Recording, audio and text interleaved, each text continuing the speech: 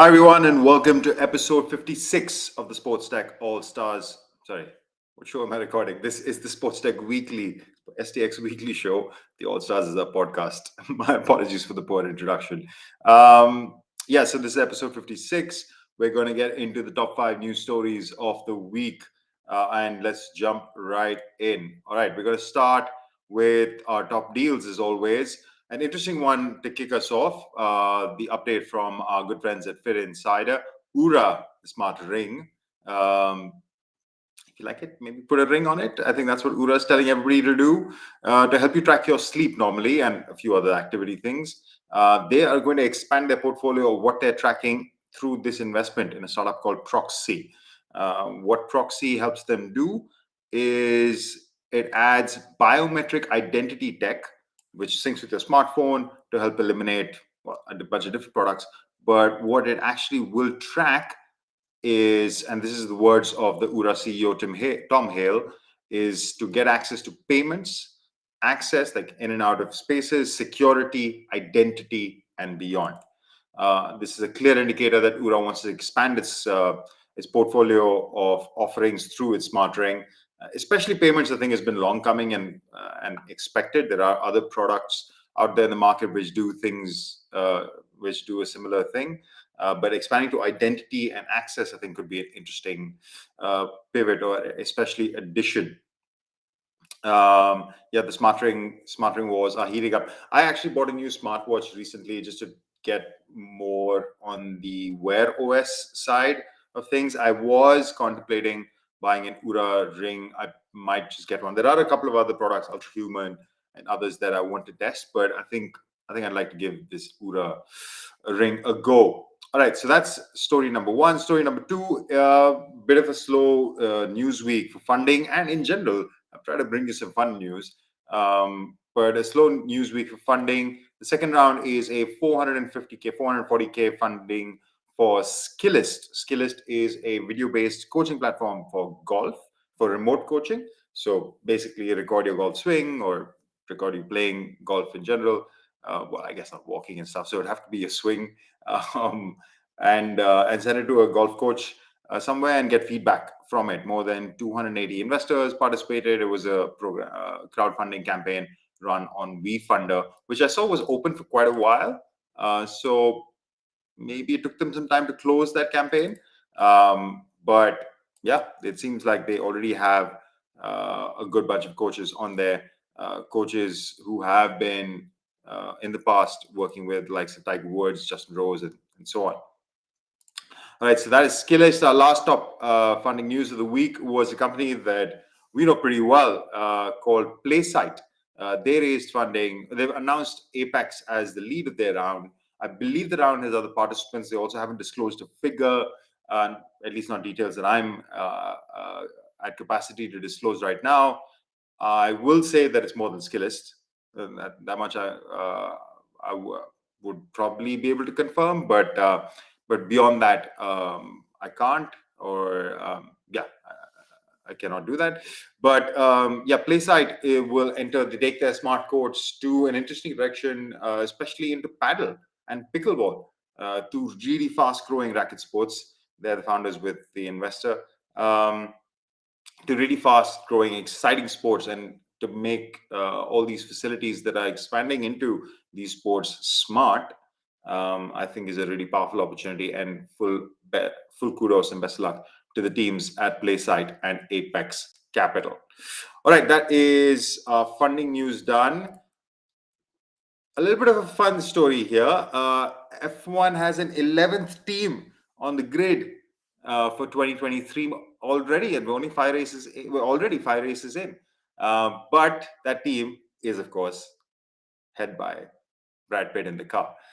This is the long rumored F1 movie that has been in the pipeline for a while. I think the announcement came at the Miami Grand Prix last weekend, where this team will basically shadow the F1 grid for most of the rest of the season. I don't know if they'll actually be at all remaining races, maybe in some capacity, but the idea is that there will be a lot of professional shots made. The reason I'm bringing this up is not really a sports tech story, but it goes into content and how the expanding formats of content.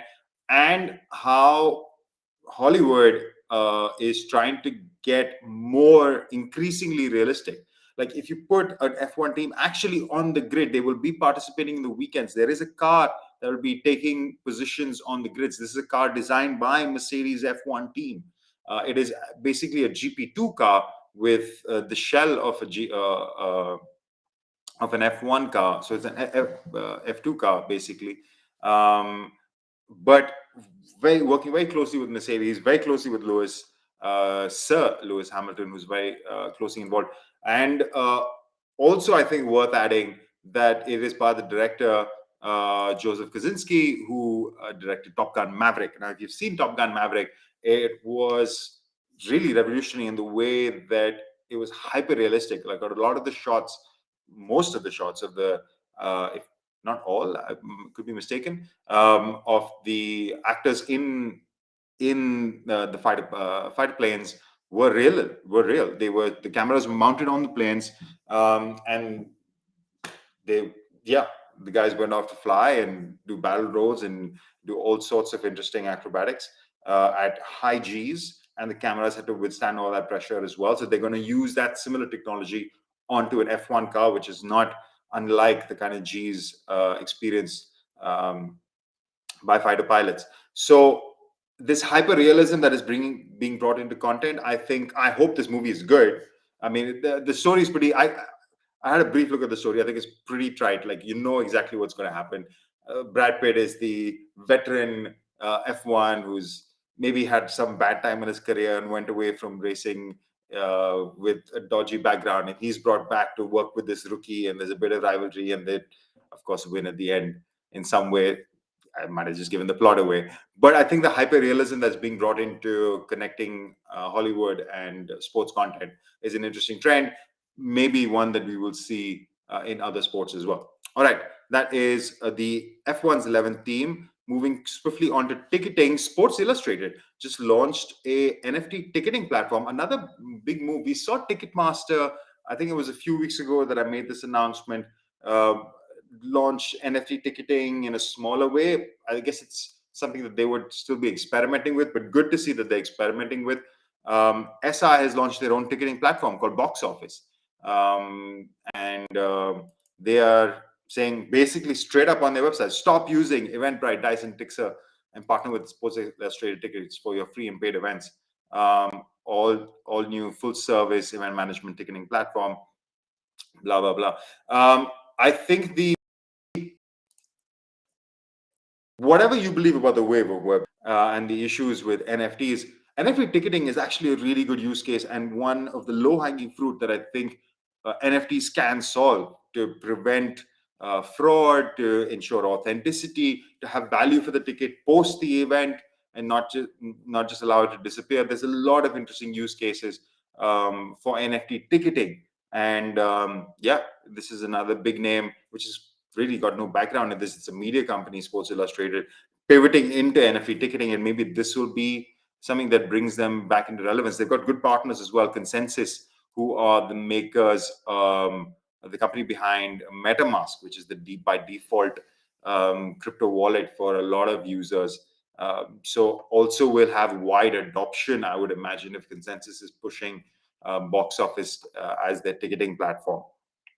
Maybe SI is just a branding play for them, but yeah, more NFT ticketing.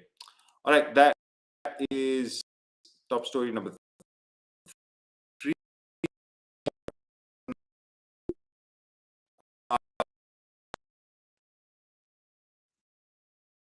Yeah, the launched a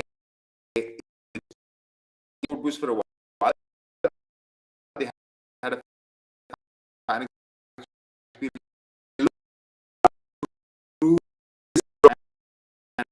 and maximize. Interesting. Again, use case. It's pretty clear. We're going to see more and more companies opt